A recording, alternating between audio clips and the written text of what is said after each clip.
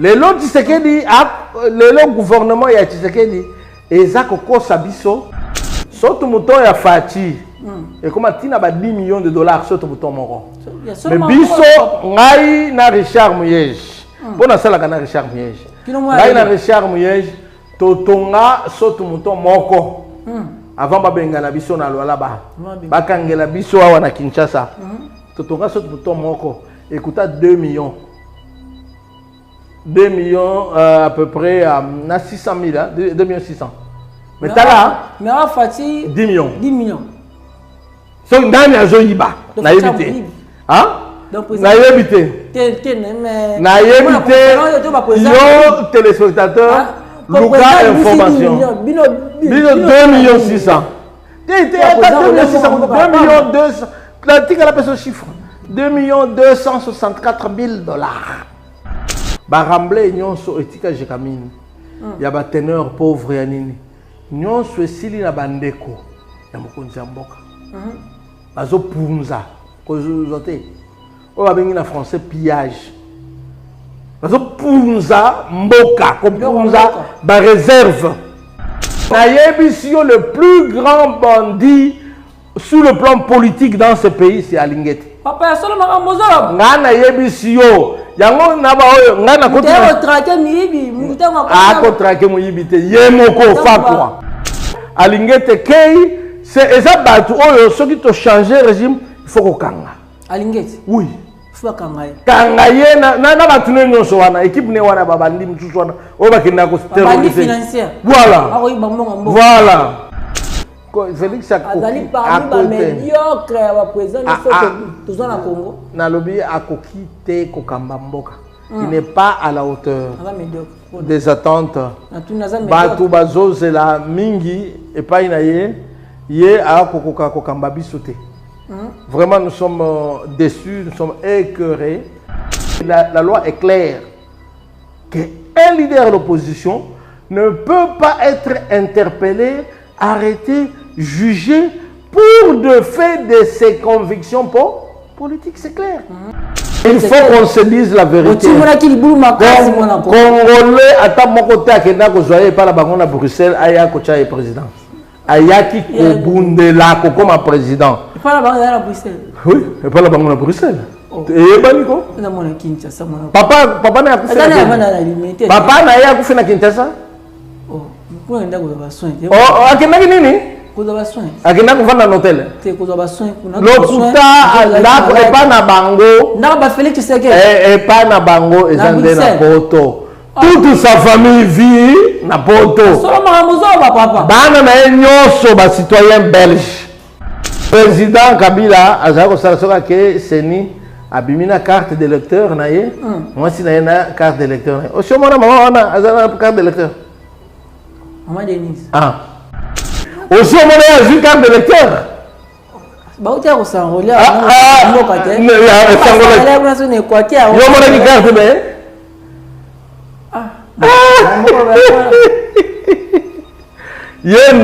êtes de ceux qui estiment que vous êtes de ceux qui estiment que Maman Denise n'a qu'à aller étrangère. Je dis simplement qu'elle ne s'est pas enrôlée chez nous. Oh. Ah. Alors, première des choses. Deuxième des choses, je dis que si nous avons des problèmes à l'Est, c'est parce que Félix Akane Saki est un Cambonaye. Non, on est privé. Ah, Alidja Salango Yaye. Voilà. Derrière Zanabasi Naye, oh ya Boye, oh ya Montane, oh ya Moyindo, oh ya Tshisekedi a salaki erreur de gestion na Est en voulant s'approprier la gestion du pays. Le pays se gère en continuité. Il a essayé de recommencer, d'aller à l'inverse. Son prédécesseur avait demandé à ce que la MONUSCO parte. Il y a le Bavanda. Son prédécesseur avait demandé la émission. Le long a jamais tout na Senga. Parce que le peuple de Kivu, de l'Ituri, réclame le départ de la MONUSCO. Qui est inefficace et qui ne fait rien. Ngana lobby. Président a violeur de la Constitution. Oui. Il violeur. Ils ont quand même violé la Constitution. Ils ont magistrat à la Cour constitutionnelle. eza na banini composition ya seni eza na biloko mingi mabe nyonso est-ce que va ndeko deninga dima ezalaka bongo te seni tozalaka nango banda kala eza bongo te ke seni ekambama 70% avec les gens d'une même région.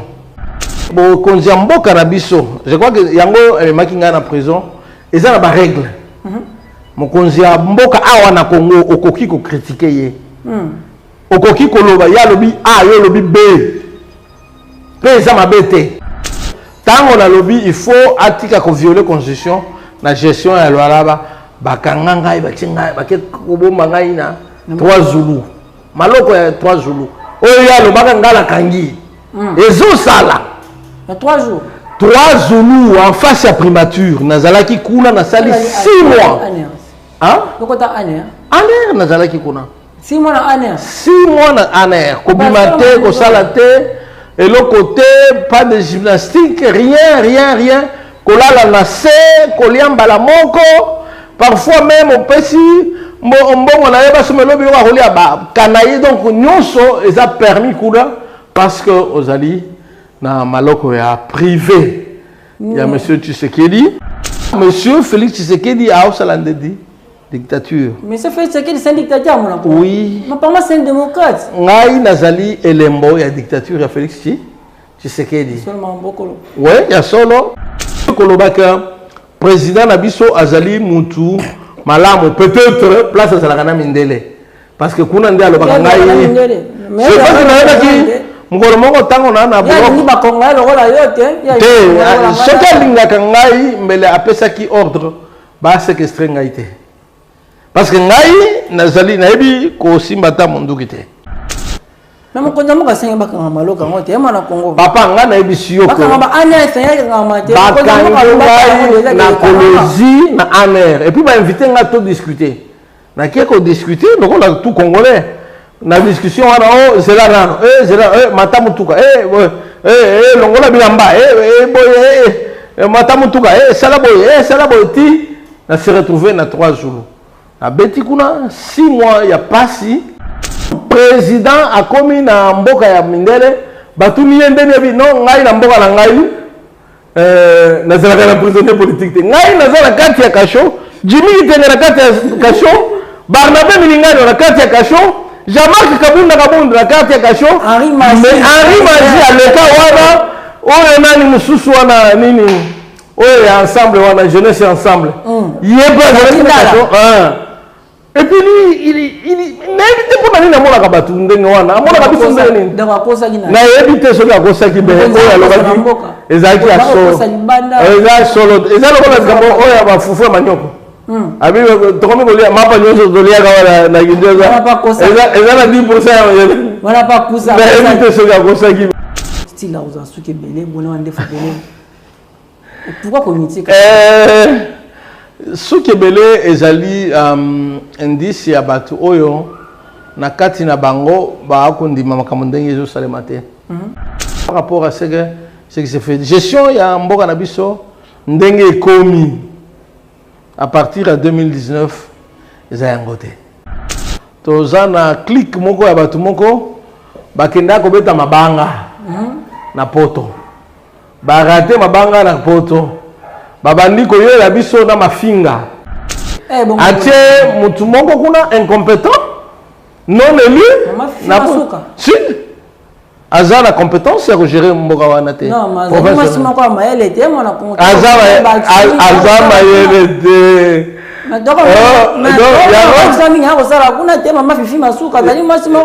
koyeba nde kozanga koyeba eza liwa ya ndambo bakasai baba ndeko na biso moi je peux pas avoir un problème avec les Kassaïens, je suis né avec les Kassaïens, j'ai grandi avec les Kassaïens, je vis avec les Kassaïens, je travaille avec les Kassaïens.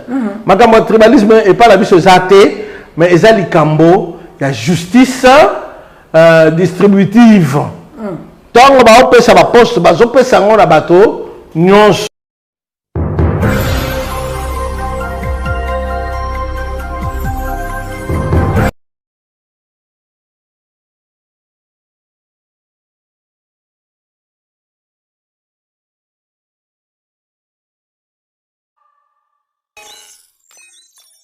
très heureux de savoir que vous êtes très nombreux devant vos postes téléviseurs pour suivre l'intégralité de votre émission d'échange, d'analyse et d'actualité. Mesdames et messieurs, votre émission à caractère socio-politico-juridique qui est toujours présentée par votre humble serviteur, Moulief Témoumou, combattant de la liberté que je suis. Mesdames et messieurs, tout au long de l'émission d'aujourd'hui, on parlera de l'insécurité à l'est de la République démocratique du Congo.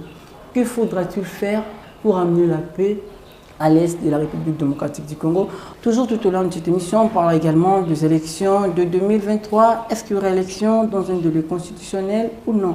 Est-ce que le président du Kadima assure l'indépendance ou non? On en parle tout au long de cette émission. Mesdames et messieurs, tout au long de cette émission, on parlera également de la récente remaniement du gouvernement. Est-ce que les Congolaises et Congolaises en fait, peuvent attendre quelque chose de la part de ces nouveaux gouvernements récemment nommés par le président Félix-Antoine Tshisekedi Tshilombo? Mesdames et messieurs, tout au long de cette émission, on parle également de son parcours, on parle de son carrière. Il a été détenu au prison centrale de Makala. Est-ce qu'aujourd'hui on peut dire avant prison égale après prison? Qu'est-ce qui a changé après avoir collecté sa niveau et belé dans la prison centrale de Makala, mesdames et messieurs? Je le reçois aujourd'hui. Il s'agit bien de M. Momo Moula. Il est cadre au sein du parti politique PPRD et également fédéral. Du parti politique PPRD, dans la province, il y a loi là-bas. Monsieur Momo Moula, bonjour et bienvenue. Bonjour et merci de m'inviter sur votre plateau. Je vous remercie à vous, vos techniciens et tous ceux qui auront le temps de nous suivre. J'espère que vous allez à la hauteur, parce que c'est toujours dangereux de prendre la parole quand on ne sait pas ce qu'il faut dire. Qu'est-ce que je manquais à dire au sujet de votre présentation? Bon, je suis tout à fait à l'aise. Je suis tout à fait fort dans mes convictions. Donc, il n'y a rien à craindre de ce côté-là. En fait, je vous ai présenté en tant que cadre du PPRD et puis vous êtes un pasteur. Oui, d'abord, j'ai pu savoir. Je suis pasteur. D'abord, j'ai pu savoir, vous êtes pasteur. En fait, quand est-ce que vous avez réussi la mission ecclésiastique pour débuter avec ce travail? Quand est-ce que vous avez réussi la mission? D'abord, j'ai pratiquement vécu toute ma vie dans l'église. Toute ma vie? Oui. Jusqu'à aujourd'hui, vous êtes toujours pasteur? Oui. J'ai pratiquement vécu, dès ma naissance, le premier livre que j'ai découvert, c'était les héros de la Bible. Ouais, j'ai commencé avec la Bible, avec des Bibles en bande dessinée. Et aujourd'hui, j'ai plusieurs versions de Bible, des Bibles expliquées, complétées. Aujourd'hui, j'ai même fait des études au niveau universitaire et post-universitaire pour essayer d'en savoir un peu plus sur ce que les gens ont dit sur Dieu et ce que nous devons dire sur Dieu. Ça s'appelle théologie. Les gens disent non, ce qui n'a pas besoin de théologie. Maman Staboti Kalokota. Attaque caméraman. On peut manipuler la caméra. Mais les cas en formation, la kisayo, caméra, principe dans les années. Alors, nous avons qui pasteur, ce qui nous a bengi openza. On tika la kona yo tendeka basala tika ya bandi groupe de prière et comme ce sont des gens qui créent souvent des problèmes. C'est tout ici chez nous en RDC. Les pareils messieurs sont toujours problématiques, sont toujours en train de créer des zizanies. Mais il y a une autorité aujourd'hui, il y a combien de belés les lots? L'église, Biton est combien de belés? Sous 50 églises, mais de ce côté-là, je peux aussi me défendre en disant que Bino peut vous avoir ton thème mabé. Ce qui bangane est à 150, Bitonga est à 30, Mabé Kara Bitonga 30. Bangane 150, Wana est à bien. Kasi bitonga ndele kebe ete mwana. Tobote. Ainda kamsu bako mitu en fait, pourquoi pas bangono so basanga na kamba bako sambela nzambe be moko bango tu bakumisaka Yesu Masiya. Pourquoi pas basanga na bango nyonso, bako msango etonga moko mwana Kongo. Bino pe pona nini bokoki bino nyonso bosangana lokola bière nyonso za na principe kaka moko. Bomela ka bele bière yoko, non seulement ko bela bière yoko, bokende la bango pe place moko. Revenons aussi. Merci beaucoup. Donc, quand la liberté wana bino bolingi, pour na bino moko, biso peto sengi yango. Bien sûr que parmi nous, ezali na ba brebis galeuses. Bien sûr que parmi nous, ezali ko la parmi bino ba journalistes, vous avez un mouton noir. Yo j'espère que yo peut ngai fasik, o ngai soki formation à telle institution. C'est bon. J'ai confiance que aux journalistes formés. Ngai pe naza théologien formé. T'es pasteur appelé Nanzambe. Accepté par l'église qui m'a imposé le ménage. L'image n'a pas été. N'a mis vendeli kakaboyo ngai n'a comme passé. Naza la katia église, naza la katia cellule kuna ba remarqué que non de konabiso au kamabiso malamu ba proposer comme le conseil ndiminga conseil enregistré nga rôle ya ba oyo ba kokiko qu'on a formé et puis tant on dit les disponibilité et recommander ngai na classe na yekoli na silisi na présenter ba diplôme na présenter peu misala qui pasteur na zo sala na parce que tant on fait école église yo va dire ancien et tongani na za na église na biso za parmi ya kala la église cofondatrice ya SCC awa na Kinshasa. Je me rappelle que papa na ngai na ba année 80 par contre ba bunda na Mobutu pour la place le ko aneza o moni place nini ni centenaire ça. Bango ba ka ba étudiant awa à l'époque la faculté protestante de théologie ba kanga bango ba boki bango na kan church. Tata na yo. Oui papa na nga. Abunde la penda église oyo ka l'église la biso na cadre SCC ba benga kango communauté. Communauté méthodiste unie. C'est une vieille église de 5 siècles qui existe et qui n'existe pas comme qui s'est retirée d'une église. Non. L'église Nabiso est une église historique. C'est-à-dire que c'était une cellule de prière d'une église anglicane. École. Alors, bango le rôle ça ko sala biloko le rôle ko sambela na nini le rôle groupe de prière. Alors anglican balobi méthodiste yo lisusu ko sambela na biso te. Tonga pembeni na biso. Ba tongi etika na groupe de prière église anglicane. Kino ba basenge bakabwana. Mais batika la l'église. Ba pesi bango pe agrément. Donc ça église penza dans le sens ya ndenge ma église biso ça la raté que non. La bimi poto kabwani to wele limbongo te. Ezala ka indépendance des États-Unis de coïncida pe na naissance ya église na biso. Église na société zali. On l'église na société zali makambo mibale. Ko la kisa moto na mkolo mokili. Pour se conformer à sa voie na gestion ya bomo inaye pe ko la kisa ye importance ya diversité na création on a koyeba ko vanda elongo na batu mususu. Lelo oyo okomona mingi oyo tolo ba pasteur auto proclamer bazo sala makasi kotinda batu na nzambe atana ba forme mabe mais souvent ils sont dans l'opposition des hommes contre les hommes. Ce qui n'est pas bon. Nous devons donc nous rappeler que la relation est verticale et horizontale. Donc horizontale, tout le monde est nzambe, verticale, tout le monde est bison à bison. Mesdames, Messieurs, je le dis au début de l'émission, en dehors d'être pasteur, il est également homme politique et il fait partie de la famille politique du président, en fait de l'ancien président de la République, M. Joseph Kabila, Kabange.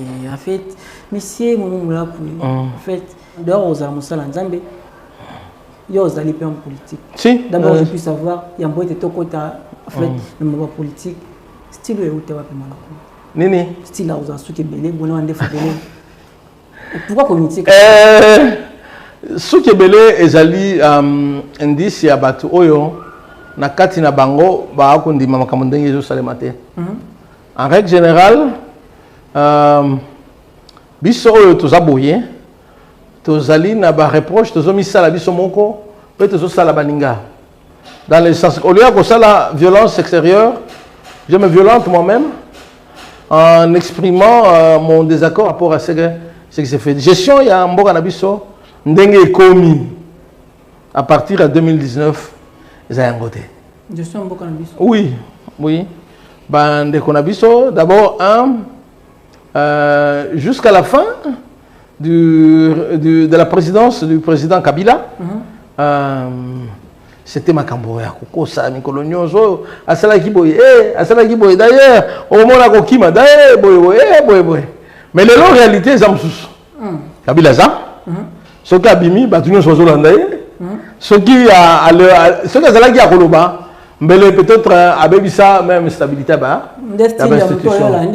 Donc, Bisso, Tozana, style Wana, il y a rébellion intérieure.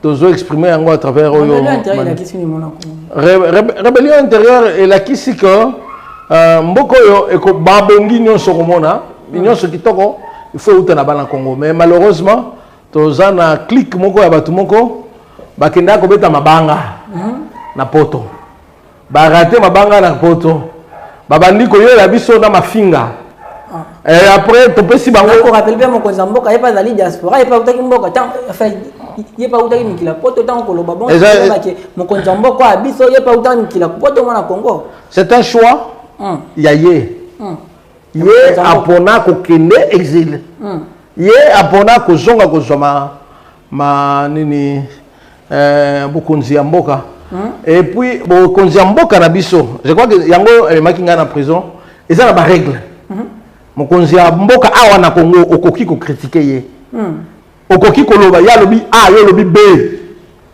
mais ça m'a bêté dans un pays démocratique ce n'est que normal ce n'est pas vrai avec lui parce que ngai alingi bonté voilà monsieur Félix Tshisekedi a osalandedi dictature monsieur Félix Tshisekedi c'est un dictateur mon ami oui mais pour moi c'est un démocrate ngai nazali elembo ya dictature ya Félix Tshisekedi seulement beaucoup oui ya solo parce que abengisa papa nini gouverneur ya Lualaba voilà abengisi na Kinshasa abengisi papa gouverneur et puis acheli ba soda d'abord atikali na bagarre alongwe gouverneur te mais acheli ordre au koleka na aéroport te au koleka pe ko bima na Kinshasa na nzela ya nani ya mutuka te okotika donc azana oyo babenga ka maloko ya miso maloko ya miso il peut jouer partout ici à Kinshasa mais à Koko Malwala Bate atie mutu moko kuna incompétent non élu si Aza la compétence c'est gérer mboka wana te non mais moi si moko maël était mon compétence Aza maël était koyeba nde kozanga koyeba ezaliwa ya ndambo 80% ya nyonso monaka na télé bakoloba ya fifi masuka 80% etika wa Richard Miesh na yebisi yo non mais na yebisi yo tango ba violer constitution wana ngana lobby président aza violeur ya constitution mokonzamboka fati beton oui aza violeur ezala ba ka mingi ya violer constitution ezala ba magistrat ya cour constitutionnelle ezala na ba nini composition ya CENI ezala na biloko mingi mabe donc est-ce que va tiendre de deninga di na yebisio ezala ka bongo te CENI tozalaka nango banda kala ezala bongo te que CENI et Kambama 70% avec les gens d'une même région. Ils ont bon côté à la cour constitutionnelle. Ils ont bon côté. Il faut que le bas ngai naza lunda. Biso ba lunda to ba voisin ba kasai. Ba bande ko na biso disons. Hein, ba kasai ba bande ko na biso. Moi je peux pas avoir un problème avec les Kassaïens. Je suis né avec les Kassaïens, j'ai grandi avec les Kassaïens, je vis avec les Kassaïens, je travaille avec les Kassaïens. Mon tribalisme est pas la biso zate, mais ezali kambo, il y a justice distributive. Tant ba opesa ba poste ba opesa ngona bato nyonso. Ezate que non longola wana wana lobaki aza compétente abingai na ba pesika ponga na za na botala baluba. Ozomona biloko za ce sont des hérésies oyo bato bayebite ba okanisa non fati béton te ce qui est béton il faut la béton na bosembo heureusement wana na comme na ngai en fait na relation de côté a violer mbeko na ngai parce que tango na lobby il faut atika ko violer constitution na gestion ya Lualaba bakanga ngai batinga baket ko bomba ngai na 3 Zulu maloko ya 3 Zulu oyo ya lobaka ngala kangi ezo sala 3 jours 3 Zulu en face à primature nazalaki kuna na sali 6 mois hein pourquoi ta année année nazalaki kuna 6 mois en air. 6 mois en air. Kobimate, kosalate, et le côté, pas de gymnastique, rien. Kolala nase, koliamba la moko. Parfois même au petit, on a pas ce mélodie à rouler à Kanaï, donc nyonso, ils a permis Kouda, parce que aux alliés, na maloko ya privé. Il y a monsieur Tshisekedi, donc vous allez que Moni Sabatu, qui n'ont qu'aucun ko kanga bâtiment, bon nyonso, mon na Kinshasa, ba iko tia bango et pas na biso. Batu wa sembo, bazui, batu wa ba tche bango kuna, ba misumbelaka, ba ça nyonso ya mabe, po bino bozala troublé. Donc, monsieur Kolobaka, président Nabiso Azali Moutou, Malam, peut-être, place à Salagana Mindele. Parce que Kounande a le Bakangaï. C'est pas que qui, Mgolomongo Tango Nana, ce qu'il y a Kangaï, mais les appels qui ordre, bah séquestrer Ngaïté. Parce que Ngaï, Nazali Naïbi, Kosi Mata Mondukite. Donc, ce Bakanga qui est là, Nazali Banga Pesaki. Mais ça, qui non ecclésia et sans tout et qui comme on a eu au kangi pasteur. Quand il y a quelqu'un qui a réponse là, non je y a baraté. Quand il y a quelqu'un qui si vous n'avez pas de la non mon frère non mon frère to yebi tu sais que dit soka yebi que makambo comme ma ben ya yebité awanga na pe biso na yebité ngolo mo ko suka awanga ni pe biso famille na ye po na nini ya intérêt na ye donc wana ma ben awanga na biso parce que tango ba sali pression bah c'est que on zo kanga yé pas ça na bana lokola yo asali pe mabe te na mbeba ya mboka asali eloko ya mabe te mi on kangi ye pona nini oyebi ba bimi oya ko bimisa ngai batika ngai bizonga lokola to dépôt parce que ngai bakangi nga ba déporter ngai lokola papa na ye baki ko tsenga pe na maloko kaka place papa na ye salaki même quand on a signé bakanga maloko ngote ema na Congo papa nga na ebisi yo ko bakanga ba aner sayaka ngama te na colosie na aner et puis ba inviter nga to discuter na keko discuter donc on a tout congolais na discussion wana oh c'est là c'est là matamutuka longola bilamba matamutuka sala boy ti na se retrouver na 3 jours na beti kuna 6 mois ya pasi na espace wana Zuba maladie à mitema, ma collègue Vimba. Nazalaki ko sala lokola ba théâtre lokola. Obi na tango la président Kabila. Ezaki na bato bazo tia ba grenadine na misape. Na ba sucré tout ça pour na kola kisante. Ngana salaki na ngati tronga nate. Mais tu na ko posanza makile ezalaki. Ngai na lo. Baji a rouge banda ko melate. Ezalaki baji a rouge banda ko mela pona ko. Ngai na sala ndengo na tetango na belaki bakangaki nga photo batindeli église. Osambela pona ye. Et l'église a prié pour moi. On n'a jamais demandé à cause de ça la liberté. Parce que, dans mon colonia, comment qui procès, comment qui n'a procès, on l'a dit président Aza violeur de la constitution. Oui. Nandi. On a répété ça.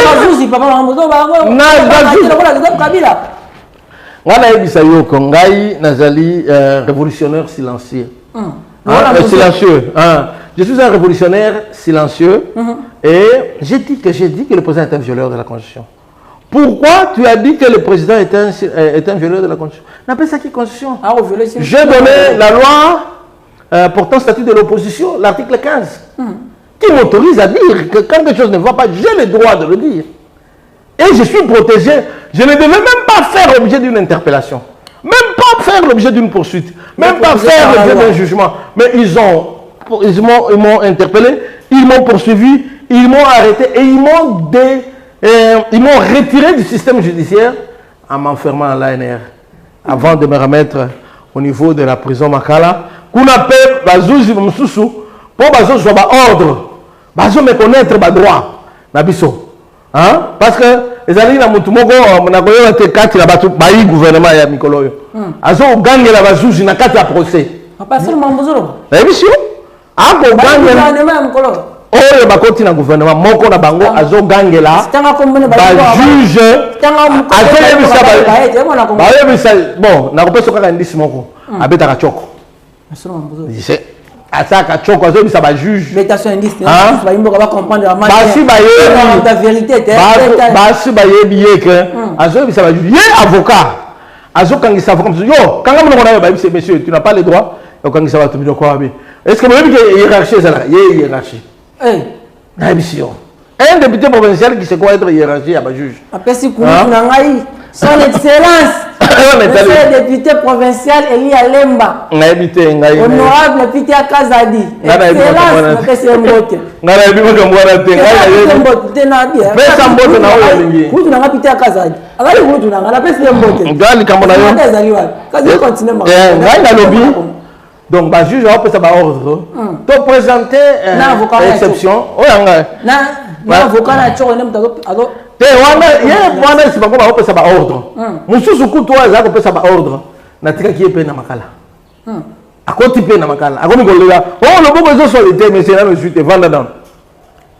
natiki na makala ye mpe azolela kuna aza nano na makala kuna nayebi ke na ndenge na bango ya gestion ya biloko ekomi lokola ya bato ya monoko ya mboka bakobimisa ye toyebi ke bakobimisa ye parce que bato oyo il faut bamona pasi saka baka basusu bandeko na ye bakomona pasi te mais topesi ba exception non telle loi elobi boye sur base de cette loi botika biso parce que ezalaki na plainte kutu ntango bakangi ngai basalisi ngai oyo nyonso 11 mois plainte ya mokonzi ya mboka ezalaki te bakangi kaka de force babi totie ye na kasho 11 mois na kasho na prison sans jamais avoir vu la plainte du président de la République abi loko la plainte eza te oyo mosusu wana ya bachoko mosusu wana ya métis wana ye bobimisaki ye mpona nini ye bobimisaki nono plainte ya président eza te ngai mpe nakokoki kobimisa ngai te lokola plainte ya président eza te abi yo te baboyi donc c'est pour dire que quelque part soki bato balobi que président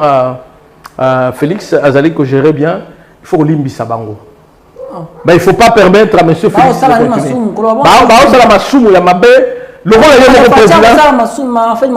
moko président akomi na mboka ya mindele batuni ye ndeni yebi non ngai na mboka na ngai nazalaka na prisonnier politique te ngai naza na kati ya kasho Jimmy Kitenge na kati ya kasho Barnabé Milingano na kati ya kasho Jean-Marc Kabunda na kati ya kasho Henri Mazi aleka wana oyo nani mususu wana nini oyo ya ensemble wana jeunesse ensemble yeba et puis il n'invite pour nani namona ka batu ndenge wana amona ka biso ndenge nini na yebite soki akosaki be oyo alobaki ezalaki ya solo ezalaki lokola ngambo oyo ya bafufu ya manyoko abi tokomi kolia mapa nyonso toliaka wana na kindoza eza na 10% ya mayele wana pa kusa na yebite soki akosaki be na lola ba balia yango te dio tomona ka mais na oto na beti mbula bibako kuna na Kinshasa wa kuna bola mapa manyoko te kuna tebi ba 10% ya manyoko te donc tout ça pour la koyebisa ba imboka que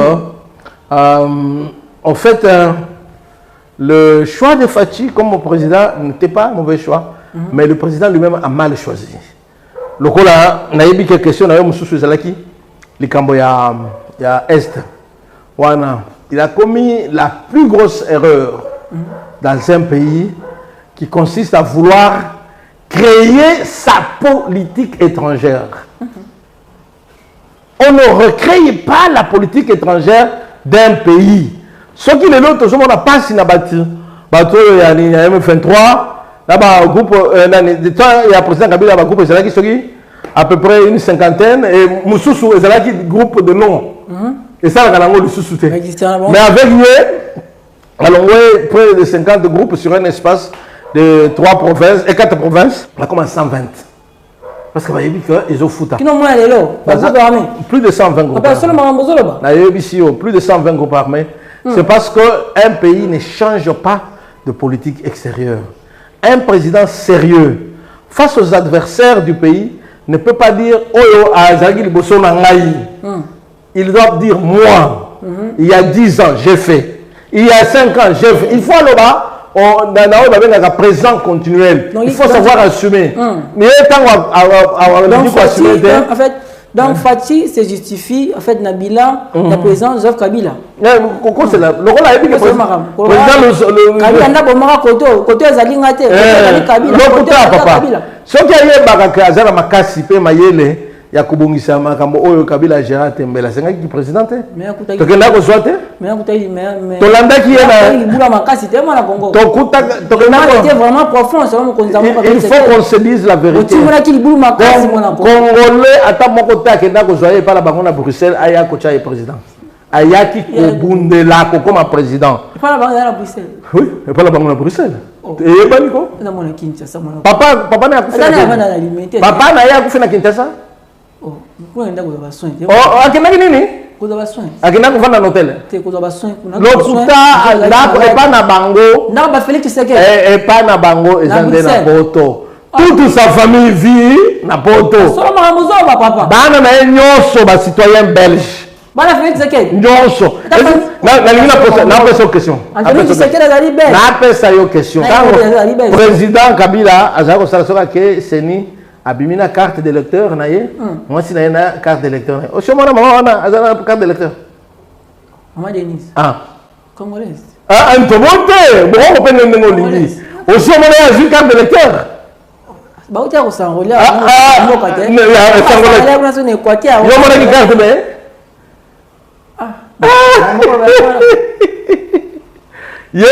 vous êtes de ceux qui estiment que vous êtes de ceux qui estiment que maman Denise Naké a allé concert. Je ne veux pas estimer. Non, mais il faut dire la vérité. Je ne veux pas estimer, je veux même pas dire la vérité. Je veux même pas dire la vérité, je veux dire qu'elle ne s'est pas enrôlée chez nous. Elle nous dit beaucoup de choses sur le Congo, son pays. Denise Naké. Oui. Parce qu'elle serait née, elle serait née, elle serait grandie à Kamina, elle serait tout là-bas, mais je ne sais pas dire qu'elle est congolaise ou qu'elle n'est pas congolaise. Je dis simplement qu'elle ne s'est pas enrôlée chez nous. Alors, première des choses. Deuxième des choses, je dis que si nous avons des problèmes à l'Est, c'est parce que Félix a connu ça qui est à Matambonaye. Non, on est privé. Voilà. Derrière ça, basi na ye oyo ya boye oyo ya montani oyo ya moyindo oyo. Moi si anda mama Denise te na bana nga o moi na kota ta kuna te oyeba ya ndako na ya libanda na koti na vie privée na été. Na lobby soki makambo no eza privé. Okoyeba ke oyo leki na ngai ya zaka ya noir oyo ya jaune oyo ya red. Ndenge Tshisekedi a salaki erreur ya gestion na Est en voulant s'approprier la gestion du pays. Le pays se gère en continuité. Il a essayé de recommencer, d'aller à l'inverse. Son prédécesseur avait demandé à ce que la MONUSCO parte. Il y a le Bavanda. Son prédécesseur avait demandé la émission. Le long, parce que le peuple du Kivu, de l'Ituri, réclame le départ de la MONUSCO, qui est inefficace et qui ne fait rien. Il y a Tango Komi, à l'Obi Kagame, partenaire fiable et nécessaire. Les lois basent le bananaïté. Azo senga barwande babenga na Kagame. Kagame a levé le côté. Les lois Museveni azali sous mastaté. Mais azo tenir la bango na région na bango na soki ya EAC bon. EAC ba ya te. Na moni ba trozo lo ba o. Ba créer besoin de tampon moi yo remona te que en fait besoin de tampon na de moi. Mais besoin parce que besoin de tampon besoin de tampon wana ezoya po biso tous incapable incapable à récupérer le territoire. Oui, l'armée est en train de se battre mais elle est incapable. 11e main sur le 10e l'Afrique c'est 11e sur le Golo.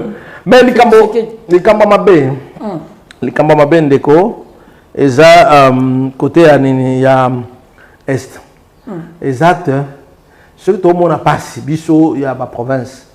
Et ça pour le Boko Moulaï à Kinshasa. Oui. Et il y a là qui sait que Batiki va province et c'est géré. Au Moni, Batiki va province et géré. Constitution et puis si ordre de la province et c'est géré, mais Batiki à Kayango et c'est géré. Et à 3, il faut ajouter que l'armée comme la police et d'ailleurs tous les fonctionnaires de l'État, les fonctionnaires de l'État, bango nyonso ba futa mabienté. Bah vous futa mabienté. Il y avait un moyen que l'on utilisait au niveau de l'Est, c'est que du temps du président Kabila, on avait des primes spéciales pour les troupes combattantes, des rations spéciales pour les troupes combattantes. Apparemment, ça manque. Kabila. Si.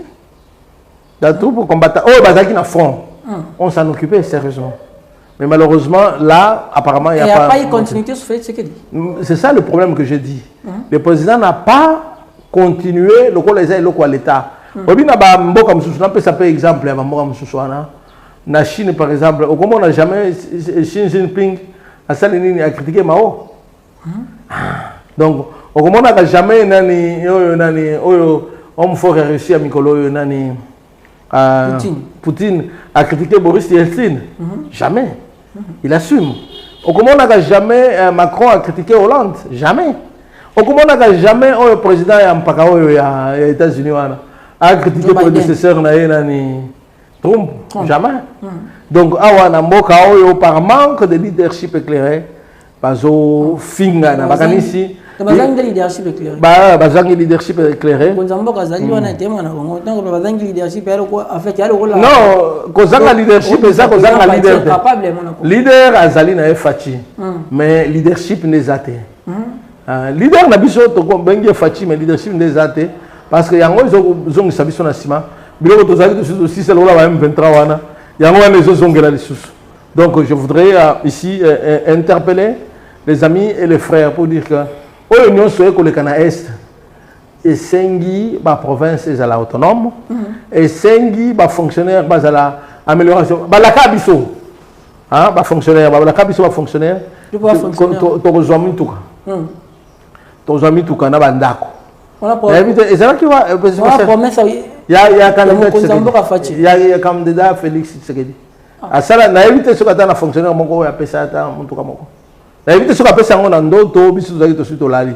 Mais na oyo nga na ebi seke to mona na tambala moko na nite. Parce moko nza respecter maloba na ete ce pays. Yo wana eza liberté na yo en tant que journaliste akoloba. Te ngana tuni mutu. Ngai oui ya ko tuna mutu na. Question. Yo zali pamba to ba ko banza ete moko nza moko Félix Tshisekedi. Félix azali parmi ba médiocre ya président de na Congo. Na lobi akoki te ko kamba mboka. Il n'est pas à la hauteur des attentes. Batu bazo c'est la mingi et pas inaye ye a kokoka kokambabi sauté. Vraiment nous sommes déçus, nous sommes écœurés. Ba congolais ba komona que non nzokande papa oyo ya baba azalaki mutu malamu. Il y a beaucoup de gens qui disent des choses. Nga wana zoloba. Bakanginga balobi offense à Félix. Tu sais que dire. Da sali 11 mois. Félix a colobate que ayokate ayambati évêque nangai ayebisiye alobi na yoki na yebakite et ça c'est au mois de juin, c'est-à-dire 2 mois après non 3 mois après mon arrestation. Mais j'ai continué encore à subir pendant 8 mois à partir du moment que lui s'est engagé à me libérer. Ce n'était pas ça le cas. Je te dis que même mon père s'est battu pour le terrain là-bas de l'église du Centenaire. Lorsqu'ils étaient étudiants ici avec les autres, les pasteurs Ndjamba, les autres membres de notre église valeureuse. Eh bien, Tango Babunda, Mobutu a monnaie lelo na Monseigneur Chaumba. Pourquoi on a babimisi les étudiants nyonso? On a dit boyoki que on posa la mukonzi. Il y a des gens fragile. Il y a des fragile. Alaki. 8 mois après, mon tabimisi qu'on a la procédure, oh non, il fallait tout sécuriser. Oh, sécuriser, la loi est claire. Qu'un leader de l'opposition ne peut pas être interpellé, arrêté, jugé pour de fait de ses convictions politiques, c'est clair. Mesdames, Messieurs, je l'ai dit au début de l'émission, on parle également élection de 2023. Est-ce qu'il y aurait élection dans un délai constitutionnel ou non? Est-ce que M. Denis Kadima assure l'indépendance ou non? Je vous rappelle que j'ai reçu pour vous aujourd'hui le pasteur Momo là pour il est cadré au sein du parti politique PPRD. En fait, pasteur Momo, on s'est conscient des élections de 2023. D'abord, je peux savoir, êtes-vous de ceux qui estiment que les élections se tiendront dans un délai constitutionnel ou non? Omoni, ce qui te dit dans la élection, na copé sayon da kisaka kamoko. T'as la qualité à carte. T'as la qualité à carte. Ce qui omoni qualité à carte ezali wana des qualités à l'élection oyo ekoki kokoma ce qui va essayer de corriger. Au stade actuel des choses, ndenge makambo ese kambami moyen ya kosala ba élection na délai wana ezate. Oui, à moins qu'on se ressaisisse. Parce que, premier, le Kouta ya Mounene. Il y a gouvernement, il y a Ndeko Nangaï, il y a Leki Nangaï Sama. Et le Kouta ya budget. Alors, bien, le budget, comment on a 16 milliards. Mais déjà, budget à 16 milliards, mois de janvier, il y a déjà déficit. Bon, il y a papa. Comment vous avez 16 milliards, vous avez une réserve d'échange, il y a 4 milliards, donc il y a plusieurs mois. Mais au mois de janvier déjà, on a fabriqué un bongo, on a planche à billets, on a fait un bateau, un bongo. Donc le système a Mobutu, on a fait salaire. Il y a fabriqué un bongo à planche à billets. Donc premier élément, donc budget est le Kouta. 16 milliards de dollars, le Kouta. Ils ont le Kouta. Personne ne m'a là-bas. Ils ont le Kouta. Il a quadruplé le budget, moi, au Congo. Papa, c'est toi. Donc, il y a 4 milliards. Il y a les Congolais, il y a les Congolais, basa dans la vie, moi, il n'y a pas ici. Fait ce qu'il a dit, moi, dans mon cahier. Alors, qu'est-ce que c'est? À cause de 16 milliards, nous avons des le Kouta, moi, au Congo. Lelo, oyo, likambo ya mwana mboka, na kabila mwana mboka au Congo, te, batu basi ba yebi le Kouta na yango. Donc, tant que vous répétez, c'est Kayo. Maman ya Kabila, tu es bien. Maman ya Kabila, ngai na yebiye. Maman ya Kabila, alo bakate. Kuna égalité. Ah, pour la nuit, balaki si yebisote. Parce que y a Zari Moninga Kagame. Il fallait la laisser maman ya Kabila. Maman, Maninga Manga Tina Fachi. Maman ya Kabila, azali awa. Tu es bien. Papa ya Kabila azali awa na se mabele awa na azali na mozole kuna. To yebiye. Hein? Ezate ke soki mutu alobaka te nde bomoni ezoba mobobe na bino bokomi ko bamba ye nini? Makambo. Mais non. Kabila c'est le seul valable que nous voyons ici. Les seuls valables pour l'instant là. Pour l'instant tomoni na no mutu te.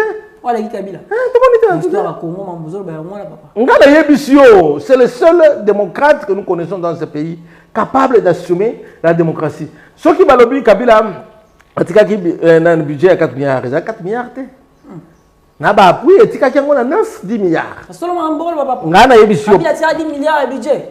Il y a 4 milliards. Et puis il y a un nyongoté. Le gouvernement, il y a Tshisekedi.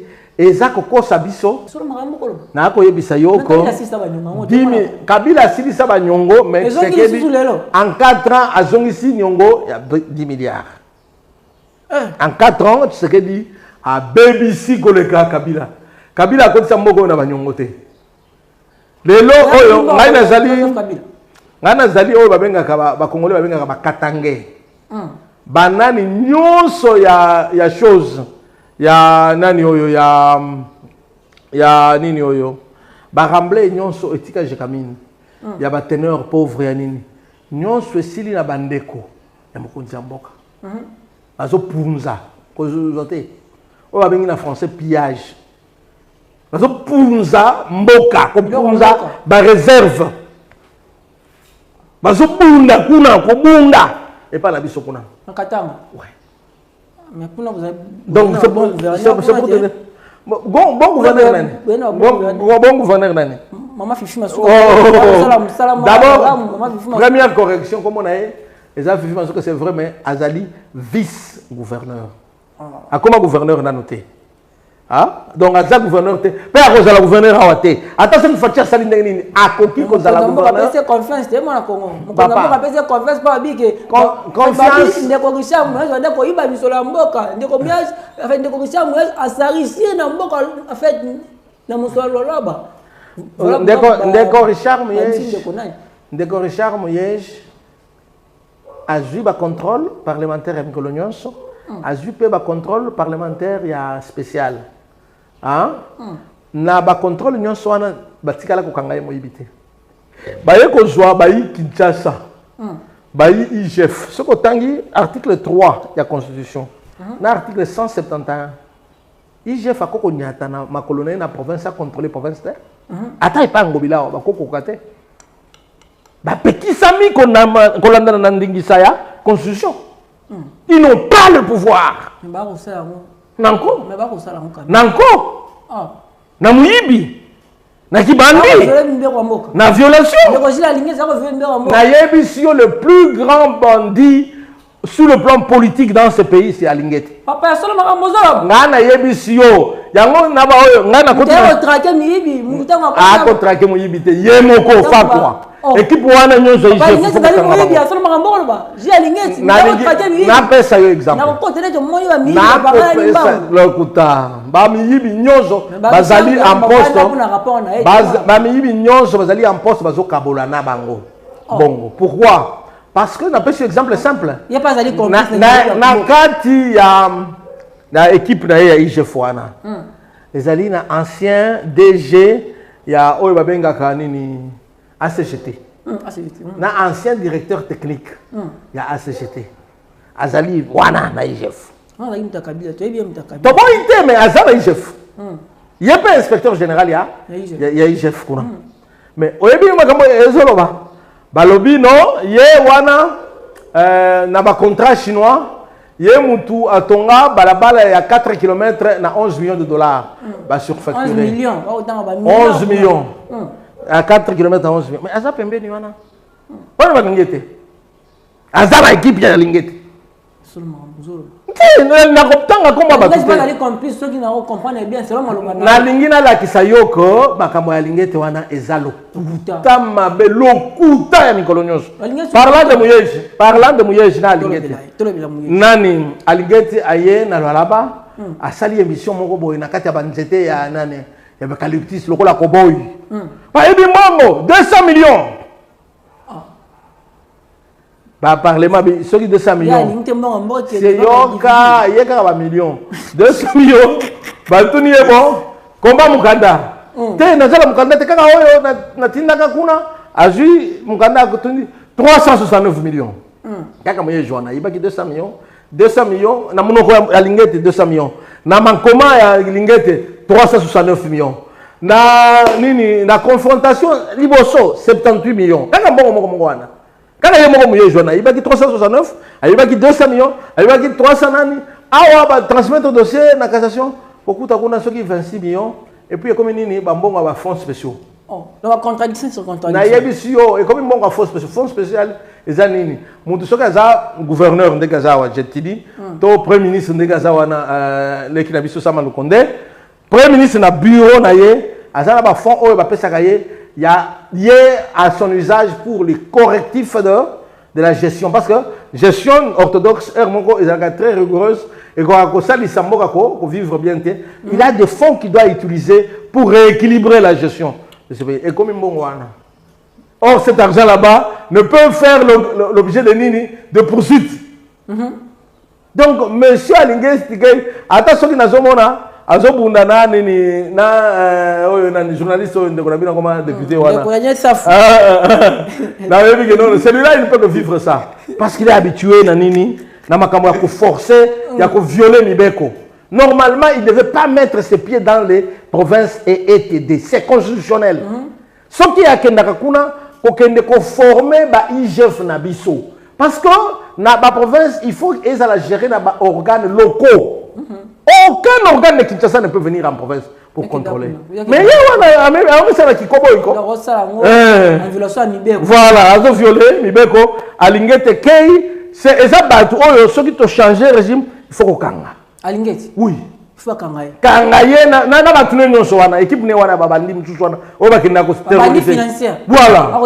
Voilà. Ba coopérant wana bazokende ko tracasser, ba tu ba pesa mimbo misolo ya mboka. Normalement, il fallait qu'on s'engage dans les tribunaux de commerce. Pas dans le parquet, il y a un pôle financier. Dans les cours de compte. Pas dans l'avocat, magistrat, formé dans le droit, peine à économie. Parce que c'est le pouvoir judiciaire. C'est lui qui a le droit. Pas M. Alingete qui se comporte en cowboy politique. Voilà. Et aussi, on a wapé. Papa aussi mon wapi politique aussi mon wapi policier a ça la publicité na télé. Policier a ça la publicité na télé. Ngai policier na kokanga yo. Wana nini? Wana likelike na tente. Hein? Il pas tala ramo. Likelike na tente.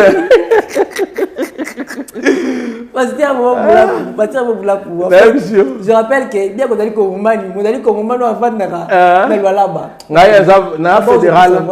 na fédéral ya PPRD là-bas et na oloba makambo oyo ya bien pour na botongi parce que il faut passer la confiance na parti na biso oyo nyonso bazali ko yiba bino bandako bozo welela banini bango nyonso basi ba ke pa fati parce que ne bomamboka te mo na Congo to bomate pendant 18 ans de règne bino bomamboka bino botimwa bino makasi konzamboka azu musala bokunda biso to bomamboka to tongela bino échangeur mais fati aye ko tia likolo ya banzela oyo biso to tonga atie ba soto mouton ya fati et comme tina ba 10 millions de dollars soto mouton moko mais biso ngai na Richard Muyej bona sala kana Richard Muyej ngai na Richard Muyej to tonga soto mouton moko avant ba benga na biso na Lualaba ba kangela biso awa na Kinshasa to tonga soto mouton moko écoute 2 millions à peu près à 600 000 hein, 2 millions 600 mais t'as là mais à Fati 10 millions donc ndani azo yiba na yebité hein na yebité yo téléspectateur Luka information bino 2 millions 600 2 millions 200 la tika la personne chiffre 2 millions 264 000 dollars totonga so de montant nabiso na là-bas. Quelle est la différence? En fait, quelle différence pour vous faire aujourd'hui entre l'ancien gouverneur du Lualaba, M. Richard Muyej Mangesmans, et Mme Fifi Masuka? Non, mais un gouverneur, l'autre ne l'est pas. On a la titre. En termes de la gestion. Première chose, en termes de qualité, la compétence est d'attribution. Les gouverneurs ont des attributions de gouverneurs et Richard Muyej, je le faisais très bien. Fifi Masuka aussi engage la province aujourd'hui? Non, elle n'engage pas la province. Il y a engagement. Il y a province, parce que c'est une grosse conspiration de M. Félix Tshisekedi. On a des pions, elle ne peut même. Elle sait qu'elle n'a pas l'intelligence pour être gouverneur. Mais oui, bisonde to tchaye na liste wana, bisonde to défendra yena na baku wana. Donc azanga ba capacité ko ma. Mapa, soki azala na yango, mbele abeta biso na élection. Azala capacité de. Mais quelle est la différence entre au niveau de la lobby d'abord, l'attribution de ma compétence à Zanangote. Première chose. Deuxième chose, après, maman qui a l'attribution de ma compétence, au union, aux oyoka à Zosala. Ah, salibo, kende kotala. Biloko ya batu ya moyesh. Ba projet avec. Ye, na yoki asali nini? À Zosala, ye mo ba bengango échangeur, to boite. Azosala échangeur na place banda kozate. Au moins place du président Kabila sala échangeur. C'est en plein milieu du centre-ville pour permettre une fluidité de circulation. Yé azosala échangeur na Zamba. Oh. Et maman Masuka. Mais papa le babo solo ba imba nazali loi de père et de mère. Tu es bel bien na sœur wana. Ah ça les échangeurs na kati ya Zamba. La belle père et de mère te ndo na bino te. Nani chani. Te maman Fifi Masuka. Na lobby makambo na ye na individuité. Oyo nga na yebi sur ye individu soki na lobby. Bakozala libre ya kokanganga. Na koloba makambo wana te na lobi makambo ya gestion voilà na boy kokota naza pasteur donc yepe azamu Christo na ngai deux na yebi na yebi biso nyonso tozalaki ba étudiant na université ya Lubumbashi tozalaki étudiant na tanga na yete yazalaki na économie ngai nazotanga na philosophie. Ah, ma salle économique, tu as dit moi c'est moi la tenue ça mina papa. Yo namoni ndeko technicien. Oyo papa na yo journaliste aza dangereux. Aza mona mabe. Ya li dika ngala siliki za fifi sur le plan personnel. Na siliki za fifi. Ngana lobby na yo ezai oyo il faut ni ngana papa na yo. Na yebisi yo que gestion na bango kuna na laba. Eza oyo babengaka nazizwa nano terme ya vieux na ngai nani ya nani au mobile est tellement nani chouchou. Claude Machala. Machala. Voilà, Mbingazor ndeko na ngai alobaka fouet na fouet. Fouet na fouet. Côté sur 10. Côté sur 10, t'as fait mal au basuka. Donc, la lingina si les gens, le fouet na fouet. Kuna ba pont ezobukana ezali kamona été. Kuna nini. Donc, ce qu'on le dit à Colosie. Au sali 50 km, il y a makambo na Italie était. Maman province Makasi, côté Amine. Papa ngale émission que Richard Mouyej atonga yokana bisayo. Richard Mouyej atonga nini oyo. Atonga centre de négoce. Comme ébauche à la commercialisation du cuivre et du cobalt au pays. Ça fait 3 ans qu'elle est là. Elle ne sait même pas quoi. Mettre ça en activité. Donc, il y a un Kouti. Mais il y a en activité. Aéroport, projet, ticket là, et c'est bandi comme un tabamur. Les lots d'avion, ils vont quitter la loi là-bas. L'avion, ils ont quitté pour la nini. Ils ont tiré l'eau au Moroboye. Ceux qui avaient quoi ils naissent, ils ont tombé là, au béton et ils ont tiré. Ils ont tombé là, ma bangawana. Ils ont bête dans le fuselage. Donc, ma bende au avion. Ils ont tombé là, l'avion. Est-ce que au lobby n'a pas compétente? Non, éviter. Mais n'a pas à côté. Sur 10, c'était parce que Azan a compétence, il y a le gouverneur. Donc, il y a ça les arts qui m'ont yibi. Na soyez là. Oui. Na français, elle est en train de singer. Ouais. Elle est en train de singer. Et pour cela, elle doit se comparer à quelqu'un. Jamais vous ne trouverez Richard Mouyej en train de se comparer à elle. Il ne la citera même pas. D'ailleurs, ça, Mambo, en fait, que se comparer au Bénin président de Kabila. Voilà. Système là-bas, système Félix Zawana. Au coquille, il camoté, au cité au prédécesseur. En fait, pasteur, nous sommes arrivés presque à la fin de cette émission. Si possible, regardez la caméra et concluez l'émission. Ce que je voudrais dire, c'est ceci. Ce que j'ai vécu comme individu, je ne veux que personne ne vive. Je sais qu'il y a beaucoup de gens qui subissent des injustices. L'injustice zamingi na kati ya mboka. Mais il faut exalter une justice consciente. Il y a des oiseaux planifiés, comme on est la baninga, pe qu'on y a tabango. Pour zaper des résultats, pe biloko ba imboka. Na sengi na président Tshisekedi qui n'est jamais trop tard pour bien faire.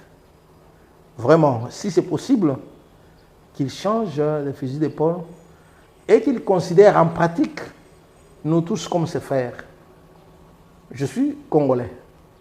Je suis son frère. Oui, bisogno so à côté kuna. Et pas na biso kuna Katanga, ti na ba Congo. Bisogno so batu ya sud ya Congo. Tous allez quelque part là-bas, na ba lien fort. Hein? Et il dira kabiso. Il faut qu'il se rappelle que nous sommes ses frères. Et que nous faire subir des injustices, instrumentaliser les services de l'État est mauvais. Et que nous avons besoin vraiment du respect des lois réelles. Merci. Bien, mesdames, messieurs, ce n'est fini pour aujourd'hui. Je sais que vous avez aimé. N'oubliez pas de dire un grand merci à Starly Lima qui était derrière la caméra. Je suis William, témoin combattant de la liberté. Je vous dis au revoir. On se retrouve prochainement avec le même plaisir. Bye.